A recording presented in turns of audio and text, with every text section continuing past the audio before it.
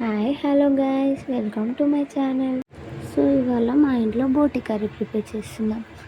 నార్మల్గా బోటి కాదండి, గోంగూర విత్ బోటి కర్రీ చేస్తున్నాం. ఇదేంటో గోంగూర విత్ బోటి కర్రీ నా ఊహ తెలిసినప్పటి నుంచి నేనైతే ఎప్పుడు ఈ కాంబినేషన్ వినలేదు.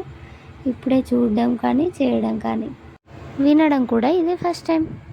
సో ముందుగా ఇలా బోటిని మొత్తం క్లీన్ చేసేసుకొని పీసెస్గా కట్ చేసి పక్కన పెట్టేసుకోవాలండి. ఇప్పుడు ఒక కట్ట గోంగూరని ఇలా వాష్ చేసేసుకొని ఉడకబెట్టేసుకోవాలి. ఇప్పుడు 2 ఆనియన్స్, 4 పచ్చిమిర్చి, తగినంత కొత్తిమీర కట్ చేసుకొని పక్కన పెట్టేసుకోవాలండి.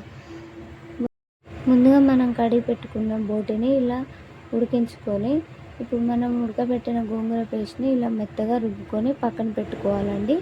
ఇప్పుడు స్టవ్ మీద కుక్కర్ పెట్టేసుకొని అందులో సరిపడా ఆయిల్, కొద్దిగా జీలకర్ర వేసి మనం ముందుగా కట్ చేసి పెట్టుకున్న ఆనియన్స్, పచ్చిమిర్చి వేసేసి అవి వేగాక కోసిన అల్లం వెల్లుల్లి పేస్ట్, తగినంత పసుపు వేసి మనం ఎంచుకున్న బోటి కర్రీని ఇందులో వేసేసి 4 టేబుల్ స్పూన్స్ కారం, 3 టేబుల్ స్పూన్స్ సాల్ట్, కాసింత మసాలా పొడి, 3 గ్లాసెస్ వాటర్ పోసుకొని 4-5 విజిల్స్ రానివ్వాలండి.